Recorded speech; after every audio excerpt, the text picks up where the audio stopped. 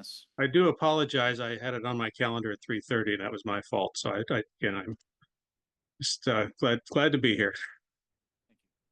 Thank you. We'll carry on. So I'd like to convene the Thursday, October 17th, Earthquake Day in Santa Cruz, 2024 meeting of the Santa Cruz County Committee on School District Organization.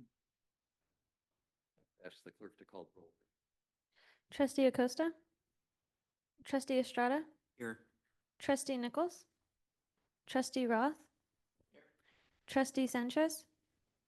Trustee Williams? Chair Van Allen. Here. Thank you. Now it's time for the Pledge of Allegiance. I'd like to have Bob to lead us. If you are able, please stand. Ready, begin. I pledge allegiance to the flag of the United States of America and to the republic for which it stands, one nation, under God, indivisible, with liberty and justice for all.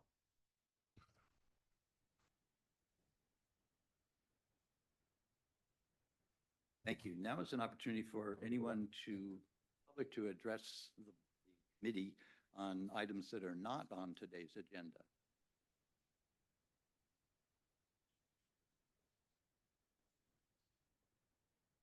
Seeing none, then we will close public comment and comments with the. I believe we need to approve the agenda. Oh, I'm sorry. Yes, you're right. Trustees or committee members, I would like a motion to approve today's agenda.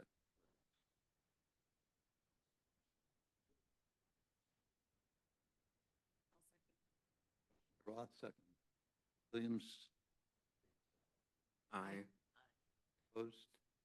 Carries unanimously of all present.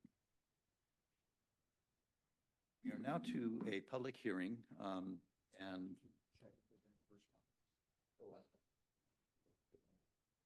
is there any I did. Is there correspondence to the? No correspondence, Chair Van Allen. We are now to our section on public hearings, and this is a public hearing regarding called a territory transfer petition. I do this very often, so they've given me a script first to describe the process and then to carry it out. So the public hearing to consider the petition of Gary and Pamela Milliken transfer their single parcel from the Scotts Valley School District located in Santa Cruz County to the Loma Prieta School District located in Santa Cruz County. This hearing will be conducted by the Santa Cruz County Board of Education, sitting as the Santa Cruz County Committee on School District Organization. Because two counties are involved, this petition will separately require action by the Santa Clara Committee on School District Organization if this committee votes to approve the action. I am Bruce Van Allen, the chair of the county committee hearing this proposal. I now declare that the public hearing on the Milliken's petition is open at 3:15 p.m. on October 17th, 2024 at the offices of the Santa Cruz County of Education. As just noted, Gary and Pamela Milliken have submitted a proposal for the transfer of their single parcel located at 24200 Mountain Charlie Road, Los Gatos, California, as described above. The petition was originally submitted to the Santa Clara County Committee on School District Organization on April 27th, 2024, which referred it to this county committee because the property is located within Santa Cruz County, which should be the initiating county. If approved, this will mean that their property will thereafter be located within the Loma Prieta School District. Currently, children residing on this parcel must seek an interdistrict transfer in order to attend Loma Prieta. Their petition states that this is because of how the road network in their area serves their property and that access to Loma Prieta is easy to Scotts Valley Unified. Petition was initially reviewed by the Santa Cruz Superintendent of Schools, who has found it to be signed and sufficient, required by Education Code 35704. Told to ask, is there a representative of the superintendent present? There is. Superintendent is present. Noted.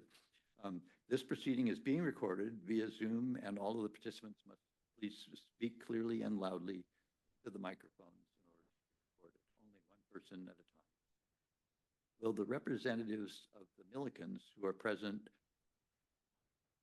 who participate in this hearing please identify themselves? Thank you. Representatives of the Millicans will first be given an opportunity to present their proposal. Following or during this presentation, members of the committee may ask clarifying questions.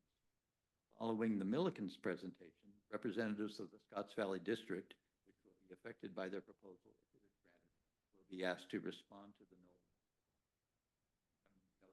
representative of the district. Following that presentation, members of the public wishing to speak to the proposal will have the chance to address the committee. Each member of the public will have up to 3 minutes to address the committee.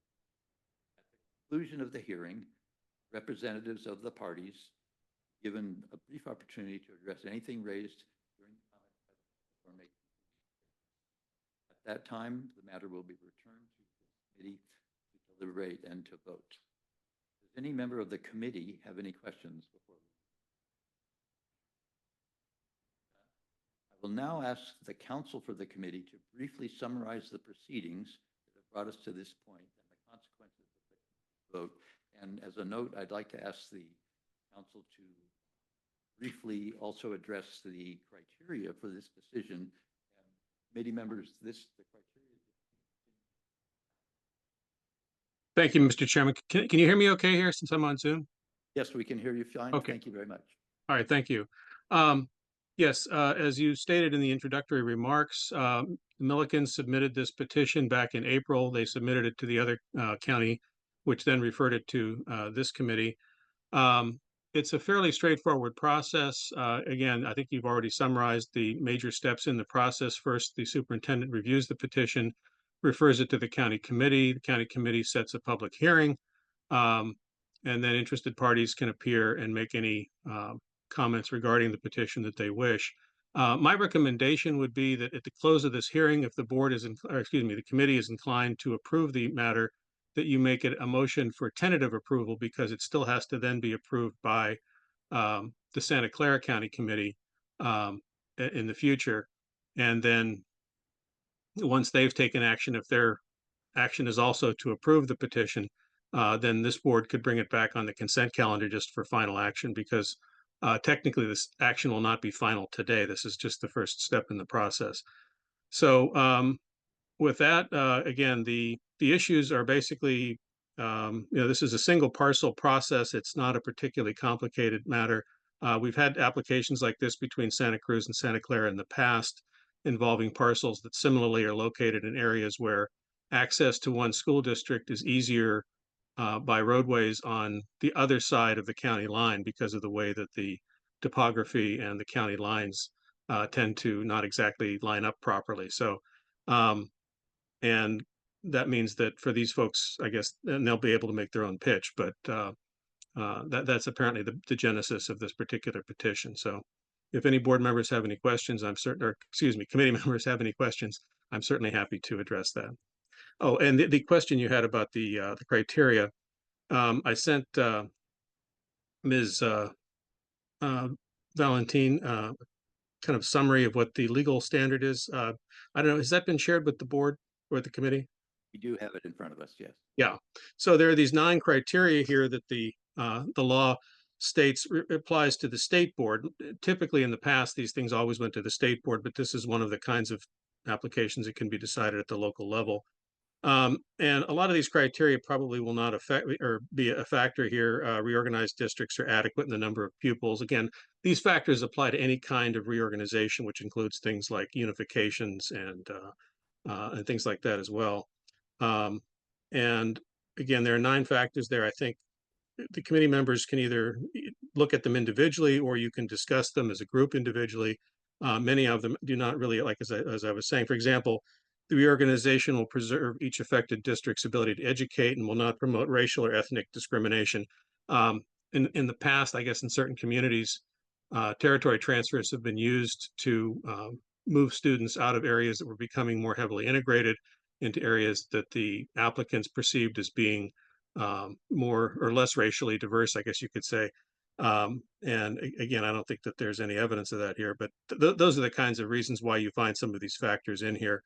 And then at the end, there's the catch-all number 10, any other criteria that the committee may prescribe. And again, I don't think that this committee has prescribed such criteria, but in some cases, I guess the idea was they didn't want to close the door that if somebody noticed something that was important in a particular application, that would not be addressed. So that does give you the opportunity to bring up anything else that might be applicable in this situation.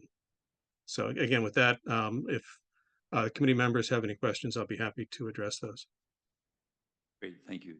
Committee members, my suggestion would be when we get to our deliberation, we will have to make whatever findings we find referring to these criteria.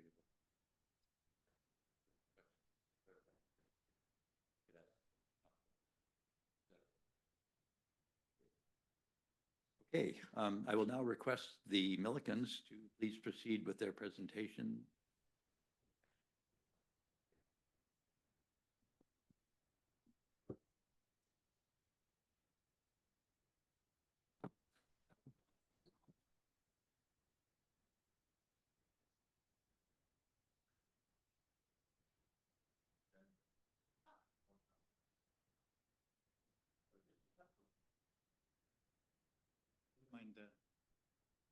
The applicants are handing out.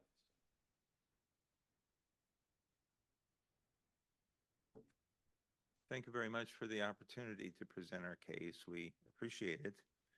As has been made Excuse me, very... please state your name for the record, just so we have that. Sorry, Gary Milliken, and my wife Pamela Milliken is in attendance. We have lived at 24200 Mountain Charlie Road for 25 years, and we are now selling the house. We have no school-aged children, and as far as we know, the original owners of the house who built it and then sold it to us in 1999 after having built it in 1982 also had no school-aged children. So the dilemma at issue here never actually came up, and we certainly never got any disclosures about this. We are not doing this for present children in attendance at the schools. We're doing it for potential future residents of the house.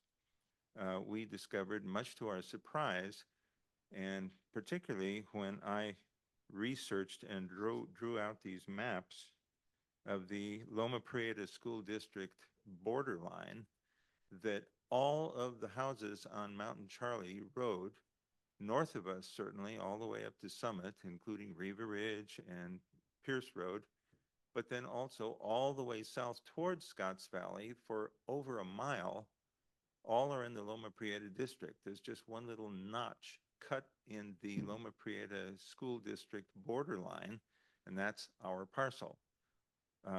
We have no idea when this occurred, or how, or why, or who did it. It may, for all we know, have been that way since before the house was built in 1982. But we have failed to see any particular reason for it, but we have certainly understood some very real potential drawbacks for future potential residents of the house.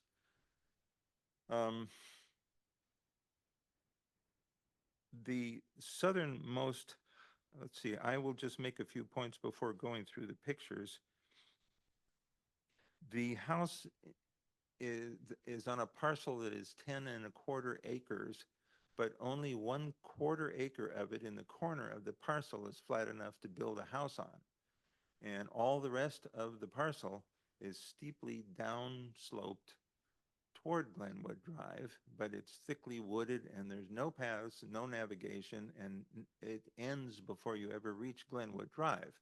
So we have no access to Glenwood Drive. There is no other relationship to Glenwood Drive on the part of this parcel other than the fact that it happens to be allocated to Scotts Valley School District.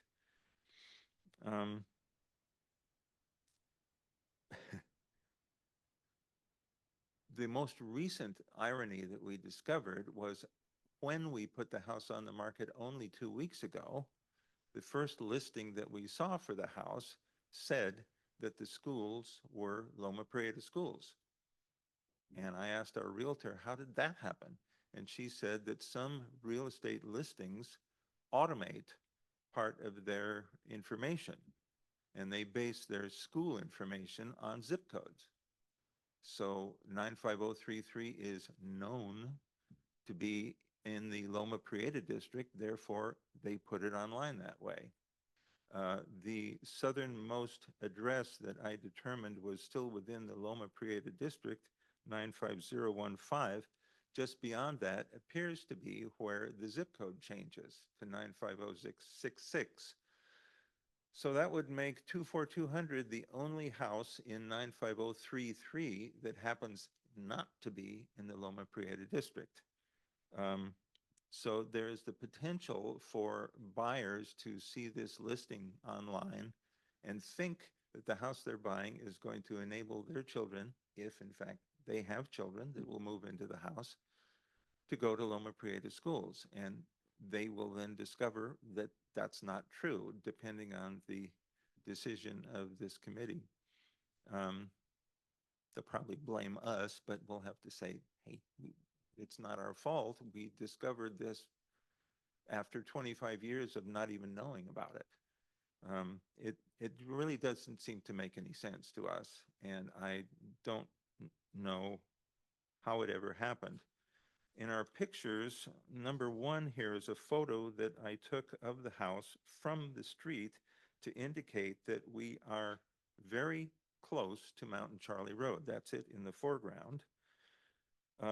There are lots of addresses on Mountain Charlie Road that are far afield from the street, and you can't see them at all. We are right there. The house across the street from us just had, within the last couple of years, I think, had a family with 3 children move in after the CZU fires. A lot of the longtime residents of Mountain Charlie in our area sold and moved away, and that makes us kind of the senior members who didn't sell and move away at the time. And younger families with children started moving in. So there are children on the street, and the idea that children who might live in 24200 have to go to a different school than all of the other children on the street around them can lead to, it's not only illogical, logistically awkward, but it's unfair to these children, even arguably cruel, if they're not going to the same school as all the other children that they might know as friends on the street. They can't go to the same school, which means they don't go to the same events. They can't carpool with each other. The parents would be reluctant to arrange carpool trips or anything like that. And just this social isolation that this would lead to, you can imagine what that would be like. Picture number 2 is a spare drawing that shows the streets in question, Mountain Charlie in the middle, Glenwood Drive over on the right, and there's our parcel.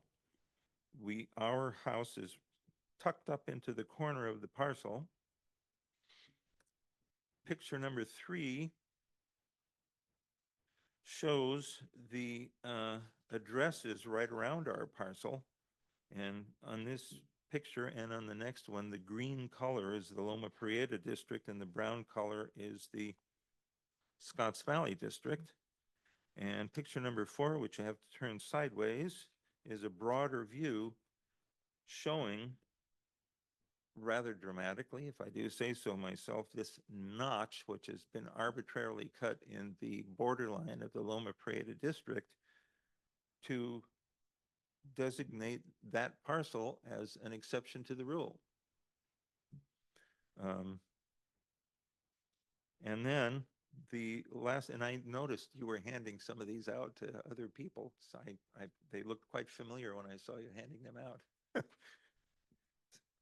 The last one is a new one that I made that has 14-inch paper where I assembled all of the addresses on Mountain Charlie Road that are within the Loma Prieta district, all the way down to 25015, which is 1.1 miles south of us. It also shows all these houses on Old Japanese Road that have their own numbering system, and I had room to include just a few houses that were north of us too.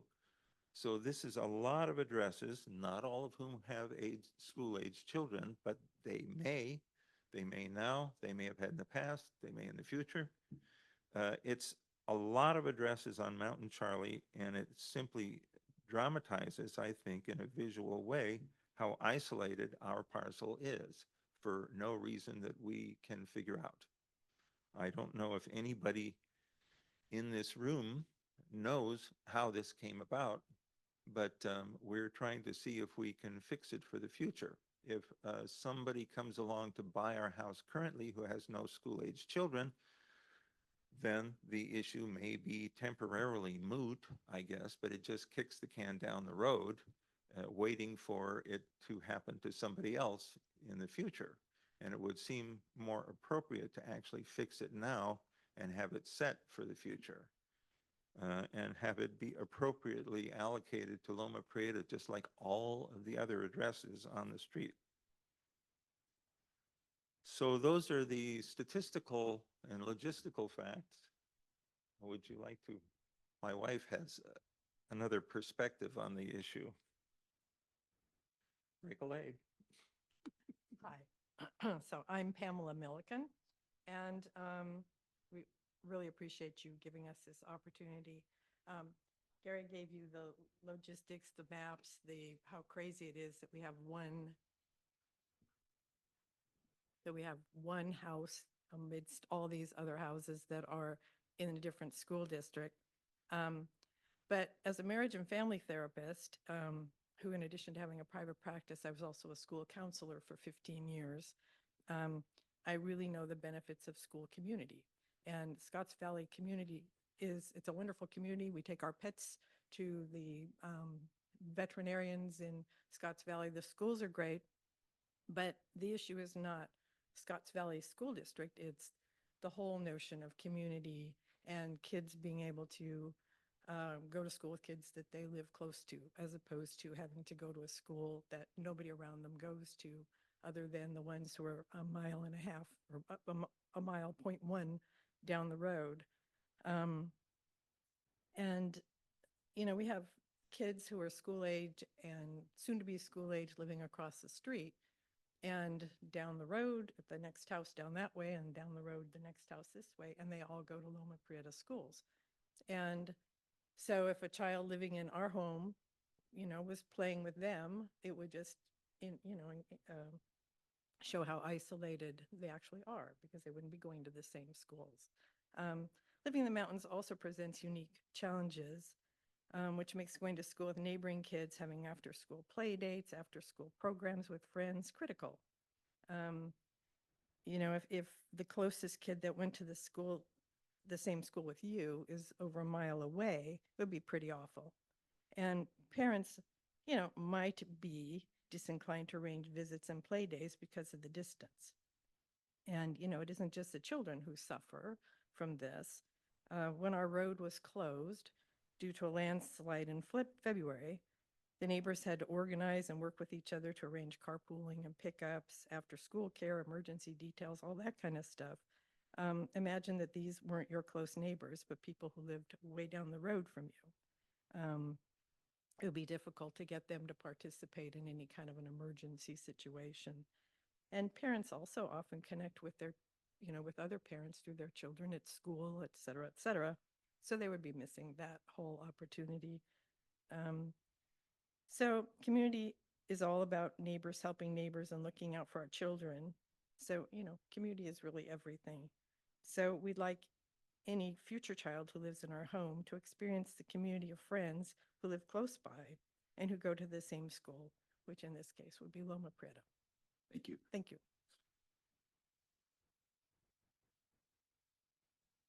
Do any committee members have questions of the Millikens? Have one. Can you clarify, I believe you said this, I just want to be sure that your parcel is the entire area there that's not in the Loma Prieta district? Right about that? Yeah.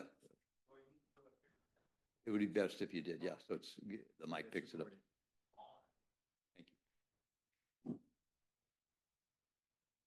you. Perhaps you could ask the question again to make sure I understand it. I think you said, but I wanted to be sure that your parcel is the entire area that's in question here about shifting to the. Oh, yeah, there's no subdivision of the parcel.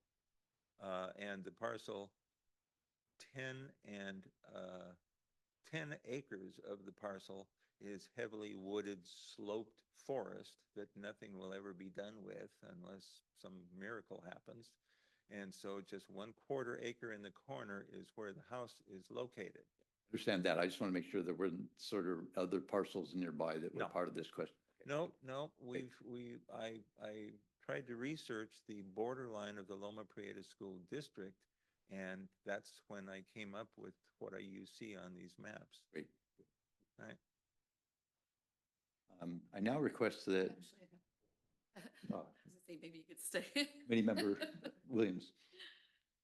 Just so you mentioned, I don't know if you can answer it or if your spouse can answer. There are several other properties that are in the neighboring area. What were you saying that the distance is between the family school age residences? I think I heard you say a mile and.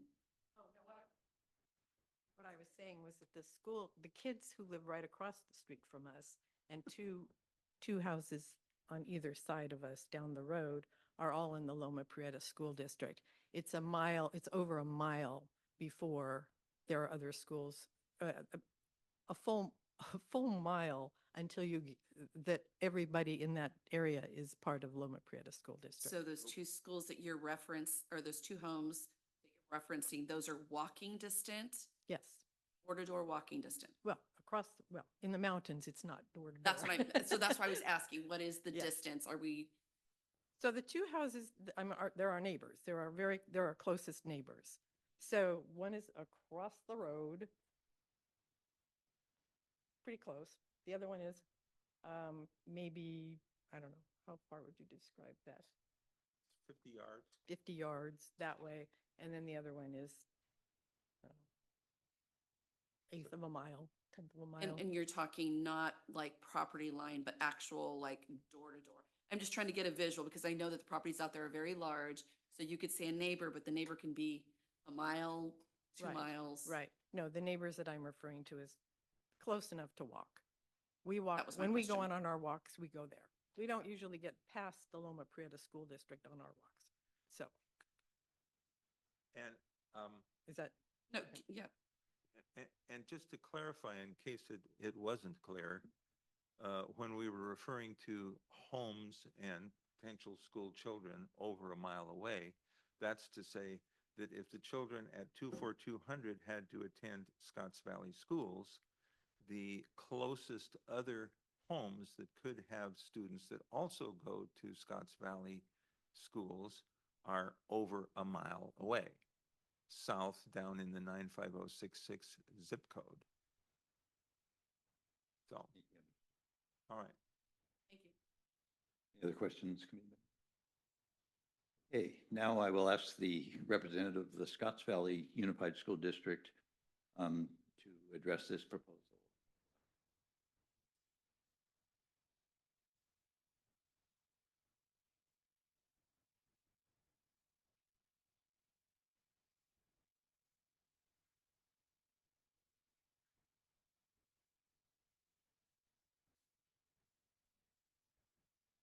Good afternoon.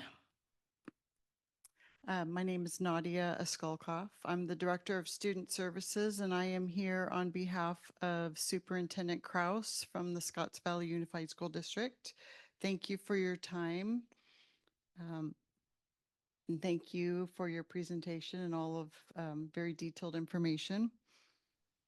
When we first received this request, we were we understood and we have empathy for the situation of families up in the mountain. So our first question was, did the household have children that were being directly impacted? And we learned that they did not. And the reason why we wanted to know that is because if there was a child being impacted by the boundary lines, we would want to address that. We would absolutely want what was best for the the child or the family. Our next question was the why behind wanting the parcel to be moved. And I think I understand a little bit more about the why after the presentation that we all just heard. And then our third question was, are there indeed any Scotts Valley Unified students in the area off of Mountain Charlie? And that's the map that I handed out.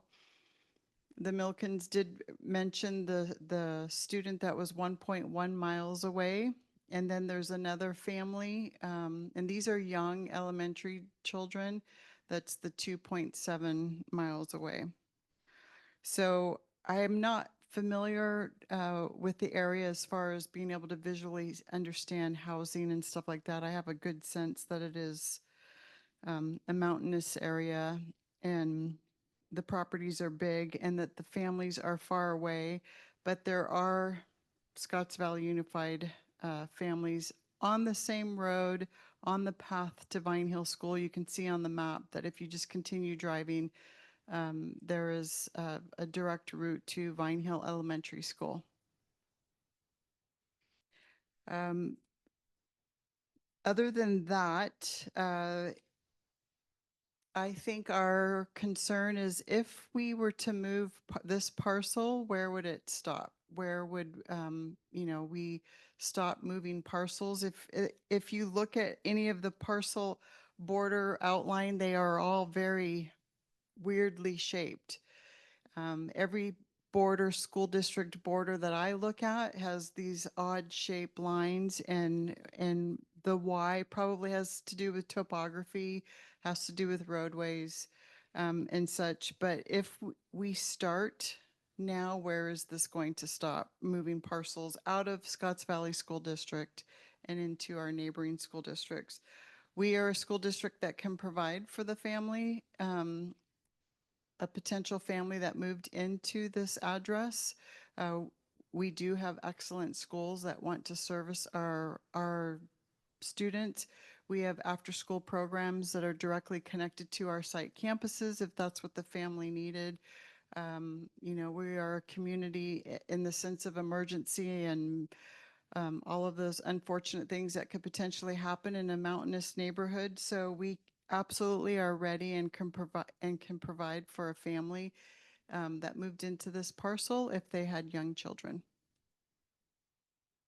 Thank you. Mhm. Committee members, questions for the district? I had one question. Does the district provide any kind of transportation, school bus service or anything like that? No, we do not, unless it was a student of need, special education, or if it was a student experiencing homelessness, then we would provide transportation. Mhm.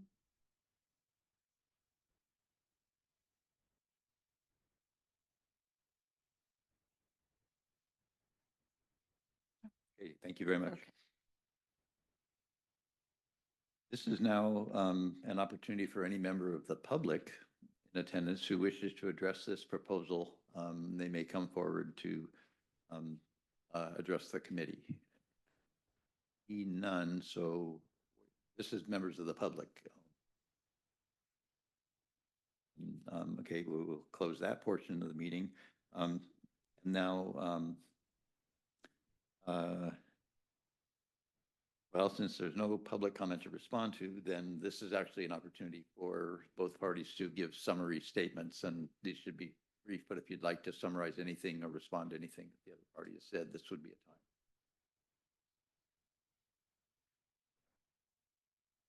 Okay, please keep it brief so we can. Yeah, this is very brief. I just wanted, when she said there's a direct way to get to the schools, she's right, there's a direct road, but it's very narrow, it's very windy, there's a lot of, because we've had to take it for the last 6 months while our road was closed on the other side. So we're very familiar with that road and the hardship. And especially if there's no transportation for a student living in this house, it's kind of untenable. Although I do see there's two kids, two families who have children there, but it's between our house and this first student who goes the mile, the 1.1 mile. It's it's a tough road. So that's Thank you. all. I just wanted to address that. Thanks. And I certainly understand on a general level a concern about the proverbial slippery slope. Where do we stop doing this if people request something? This seems like, as the attorney said, an extremely straightforward case where it has nothing to do with the jagged borderline of the school district. All of the houses on the street are adjacent. In some cases, they're close to each other. In some cases, they're further away, but they are all on Mountain Charlie Road. They're all 95033 zip code. They're right there. And this one parcel is an exception to the rules surrounding it.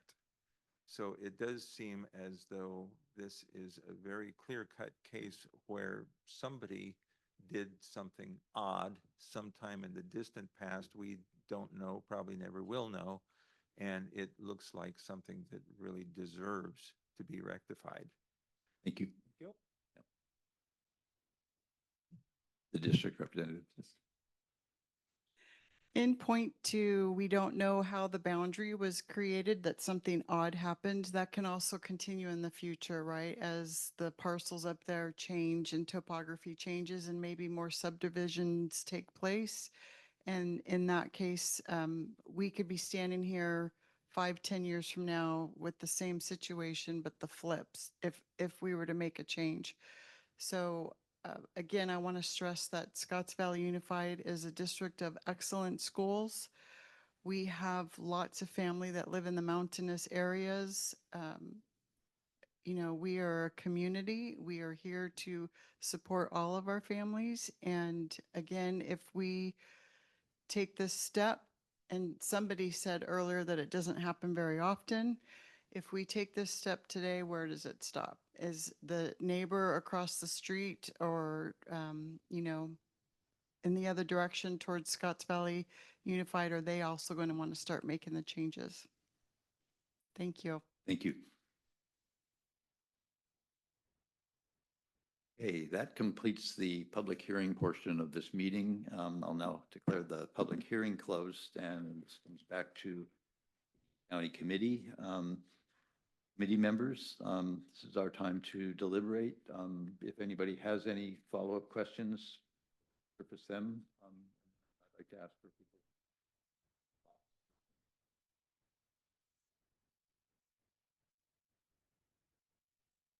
Yeah, we were deliberating in public, yes.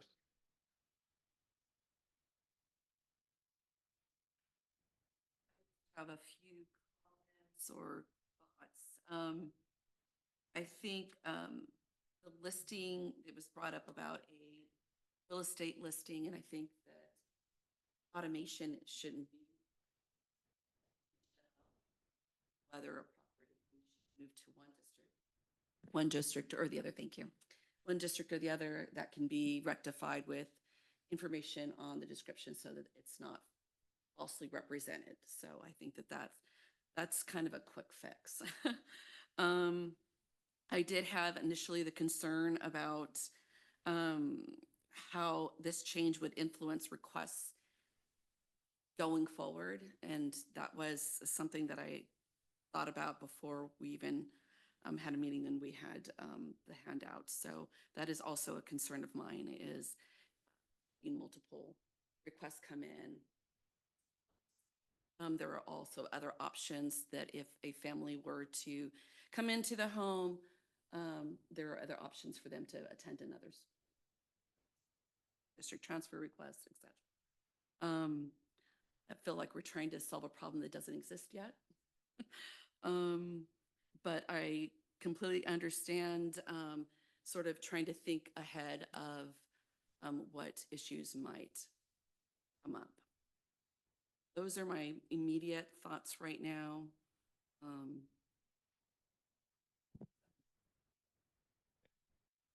Any members? Contrary.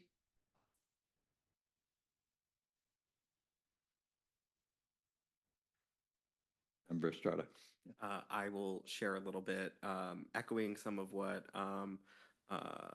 Trustee Williams said. I was kind of looking at criteria number 8, which says the proposed reorganization is primarily designed for purposes other than to significantly increase property values, is kind of what I was, when we're thinking about, this being realized during, trying to sell the property, just wanting to make sure that if we were to approve this, that it's not, this transfer is not to significantly increase property values, maybe because, they are the only, it's in this area, the only home that is in Scotts Valley rather than Loma Prieta. So just kind of cautious about that, but I also want to say that I definitely understand. I mean, I'm looking at it from a satellite view, and just all of the homes in that area, are, pretty, for a mountain community, pretty close together. And on the road, the fact, just thinking about road access primarily, and the fact that they don't have road access to Glenwood Drive, and it does to me make sense why they would request this change, but I'm also thinking it might be a little bit premature if no students are currently actively impacted by this. Maybe it's something that a future homeowner could look into, interdistrict transfer or coming back. But yeah, those are just some of my initial thoughts as we start talking about it. Committee Member Roth. As a member of the Scotts Valley community, and I was on the Scotts Children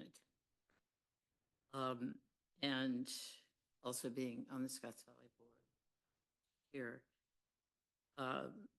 I am knowledgeable, because in the past my children are now grown up, but we do have students all throughout Santa Cruz. And when you start measuring distance and trying to figure out these property lines, how did it happen? I do believe this may open because I'm going on the past experiences. My children had friends. It's a hassle. See them or have them come to my house. And I also my children were in a pocket of one little short street that was assigned to Harbor High School. Close and further away from Harbor were assigned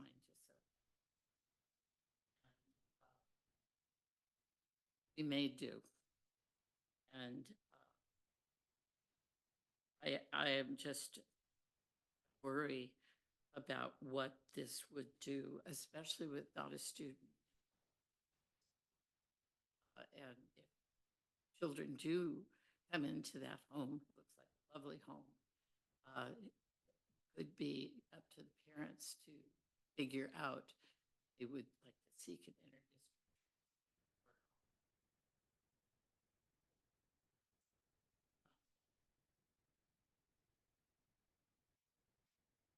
Other thoughts, committee members? If I could just make a recommendation, just to, as much as possible, to utilize the criteria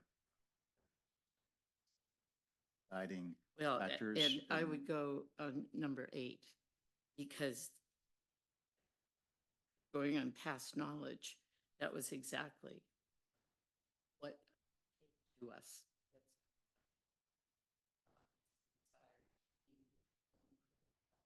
And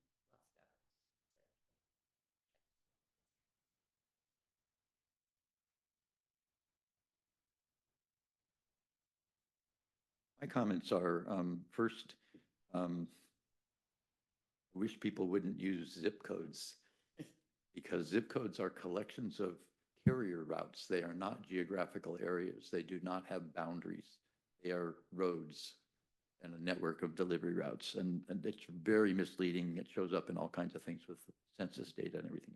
Anyway, so side question, but it's stupid of them to use that, in my view, in the real estate listings. There is the availability of the interdistrict transfer if a family or a household were to move in with students. That is something that the districts in our county are, and in our neighboring county are receptive to dealing with real situations where it's called for. So in my view, that is a viable possibility. I think the really serious things that are affecting my sense of what to do here are two. One is that I do think it makes a difference who else is on your street. If you're a kid, want to know your neighbors. Usually that's who you might play with after school because they're the closest one.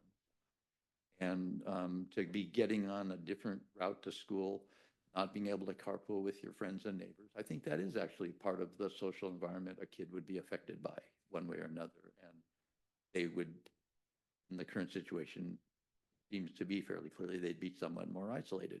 I think that's a valid concern that we as educators should be paying attention to. The most extreme concern I have is kind of more like in an emergency. What if their emergency and the advice to all the mountain residents was get to the school, get to your kid's school. That'll be a safe place to go to. But then they can't carpool from that street, or they can't, group together, and they have to go different directions. And that seems also like a serious sort of quality of life aspect. So I'm torn on this because I also do recognize that often behind the other concerns there is the saleability issue, or the asking price, or the conversely the tax revenue for the district, and so these financial considerations come into play. And I tend to not want to just cater to somebody selling the price of their property for more. I just don't think that's the good reason for us to be considering. It's certainly a good reason for them to be considering. And they didn't make that argument to us, so I'm not imputing that on them, just to be clear. So committee members, I'm actually very torn. I'm not ready myself to know how it would come down on this. And so I'd like to hear from other committee members. Someone make a motion. I'm not prepared to crystallize yet, but I might if somebody gives an argument and makes it.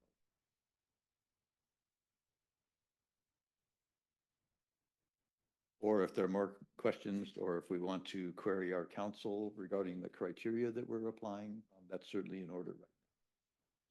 Sort of groping for how to get at it. Yeah. Yeah. I would like some clarification from council about criteria number 8 on the significantly increased property values. And I know that that's not what the petitioners were arguing, but it is kind of a concern that I'm thinking about when it comes into play that, this.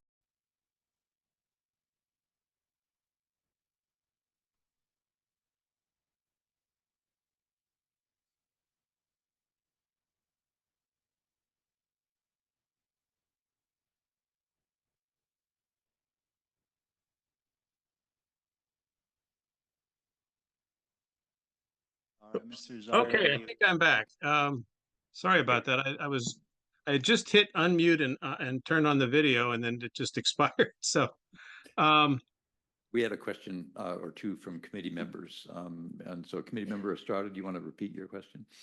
Yeah, it was regarding criteria number 8 about the significantly increased property values. And right, I was just about to address that when I went blank. So there is evidence in the record here. Of course, the Millikens did not state in their presentation that this came about when they discovered this during their efforts to put the property on the market. So that is some evidence that the board could, or the committee could rely on to make a finding that the committee could not meet criteria A8 under 35753. So I actually was in the process while you were all speaking to preparing a proposed motion. I was going to email that to Ms. Valentine to share with the committee, if that would be, I think, a little bit easier than I could just read what I've written here, if that would be easier. So again, if the consensus during the discussion is to deny, then I could use that criteria as a basis. I have an alternative motion if it's to approve. So I'll send both pieces to her for your consideration, so you have that in the record if that would be more convenient. Yes, yes, please do. Okay, I'll go ahead and hit send on that then. Edward, do you have any follow-up question? Yeah, well, so it's kind of our discretion as to whether it rises to that level of a denial, right? Gonna have to deliberate and see where it comes. Correct? That's correct. Again, each committee member has to make the decision whether they believe that the criteria, all 9 stated criteria at least, can be met in order to approve the application. If you do find that for example, that the criteria in A8 is something that you're struggling with and you believe that this is not an appropriate application to approve based on that, then that would be an appropriate basis upon which to deny it, that you could not make all the findings set forth in that education code section, in particular that one sub-criteria. Thank you. Yeah, it's more of, continuing on our conversation here. Taking direction from Dr. Sabah about making sure that we're going back to this criteria. And I was just going through it, and I see at least 5 out of these 9 criteria really focusing on the student, serving them, and maybe a fiduciary responsibility or how it affects some of the facilities and costs and such, all relate to a student. Currently, there is not talking about. I think with that, I am leaning 9 on my behalf.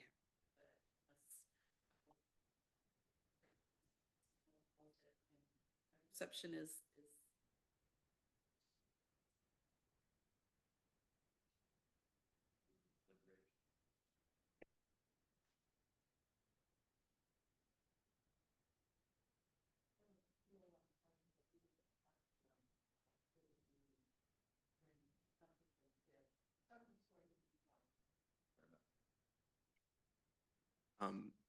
I'll just say that, I mean, objectively, just looking at the property lines, I mean, it makes sense, for, number 2, substantial community identity, these roads are really kind of vital and provide the identity and access, and, looking at the road network, it's very far to get from Mountain Charlie Road over to Glenwood Drive. They're kind of running parallel, and I can see, I looked on Google Streets, how, the slope, the very large, steep slope.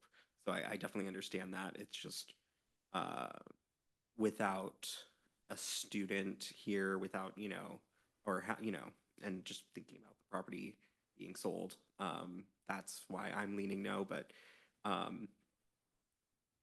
this can always be changed in, if the this is a criteria that is not like really super fundamental to the property, to the parcel itself.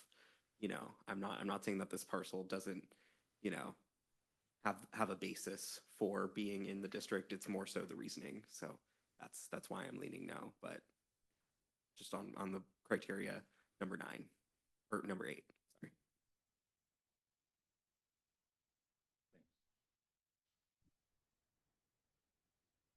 I have an unhelpful comment, which is that, generally jurisdiction lines and land use designations are made without consideration of who's the occupant right now, but they're made for the benefit of the longer term and for the community values and standards and so on.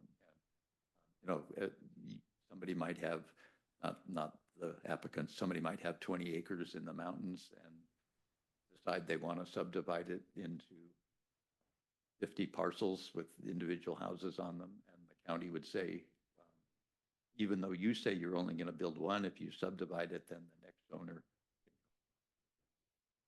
So the decision about the subdivision is not about the current, the long term. So I do think there's an element here of whether there's a child present now or not. I'm not sure how substantive that really is, although I hear what you're saying about how much this has to do with a child, or sort of a hypothetical child. That does weaken it in my view, but it's longer term of what's the jurisdiction line. Should not be that specific to a particular person. That a lot of the discussion from the applicants have been heavily weighted on a student and their well-being and being able to interact with the rest of the residents. When you do look at the map, it's like, oh, that makes sense. But we also know sparse and spread out those properties can be, so it can be a little bit deceiving. But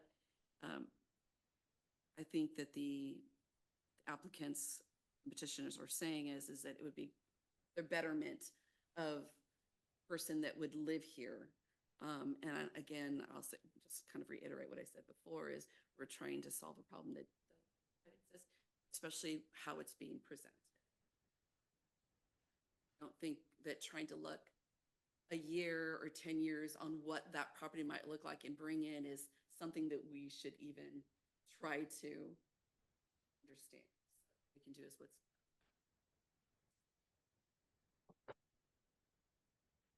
And just looking at criteria number 8, it's about what the proposed reorganization is primarily designed for purposes, like the purpose of this reorganization. That's what it calls into, question of, and we have to, make sure that it meets that standard. I just don't think it meets that standard currently, of what the purpose for the reorganization is. I feel like it's a little too murky and kind of might, indicate, increased property values. And that's just why I'm hesitant. And that it clearly does call into question the purpose of the reorganization. So. Pose a question, and I may want to turn this into a question for council. If there were a family here or a family that is ready to move in and it's a done deal, and so that's really happening, with a child who would be going to elementary, would that make a difference in how you would be addressing this right now? And the reason I'm asking that is, now let me turn to council. Is there any aspect of this decision in which this committee can say we would be receptive in the future to facilitating a change were there to be a student directly affected? I don't mean promising what we would decide, but that we would be open again to looking at this question again? Or is that just there already kind of in the law and the available procedures? I would say it's basically there already. Again, each committee member has to kind of evaluate those criteria on their own, and if they get persuaded to go along with a motion or to approve or to deny based on what they read in the criteria. I think that is a question that is present in this particular application already. I think, as you noted earlier, the the committee is supposed to take to some degree a longer view as far as what is the circumstance on the ground, and that the presence or absence of children. I think that makes it a somewhat more persuasive argument in some situations, but again, I think some board member or some committee members may feel that um, there's no present need to go through this process, and therefore, perhaps in 5 or 10 years, if the circumstances have changed, that might be a more appropriate time to make that. And again, I've sent Ms. Valentine the proposed language, which does cite criteria A8, although if other criteria are also of concern to committee members, they can also put those in as well as an alternative basis or an additional basis to deny if that is going to be the majority view of the committee. So the superintendent is projecting the 2 draft motions, so we're reading them now. And again, I caution you that I just dashed those off here, so they may need a little bit of tweaking, but that was basically my first crack at language that would, I think, be acceptable if the committee were to vote in either direction.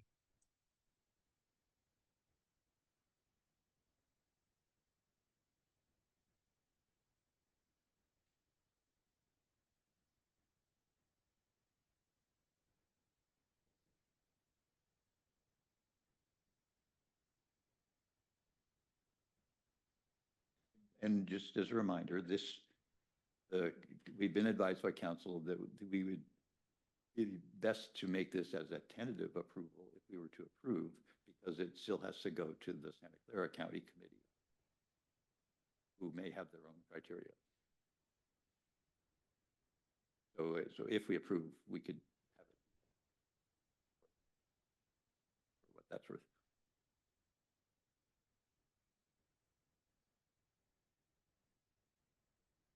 Well, I'll leap into the fray. I would go with the denial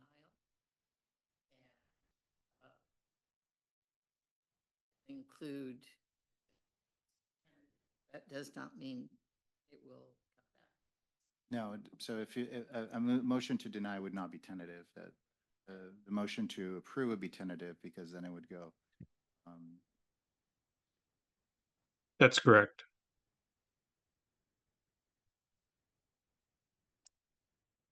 Could you, I'm sorry, could you, if you're gonna, Read it, read the yeah, whole you thing. could say I Okay. move to, Committee member Sue Roth moves to deny based on the committee's findings that it cannot meet all criteria set forth in Code 35753 subdivision A, and particularly criteria A. By Roth, Second. by Williams. And so this will be a roll call vote, and ask the clerk to call the vote, please. Committee Member Estrada, Yes. Committee Member Roth, Yes. Committee Member Williams, Yes. Chair Van Allen. Motion carries with all voting.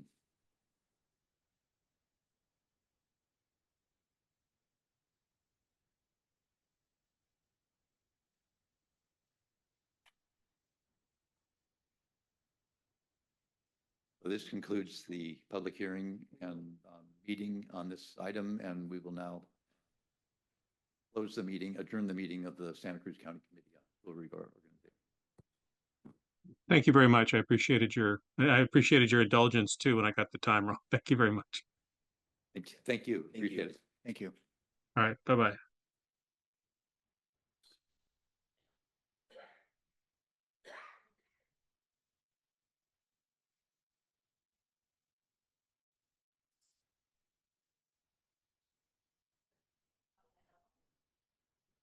Oh, hi, I'm able.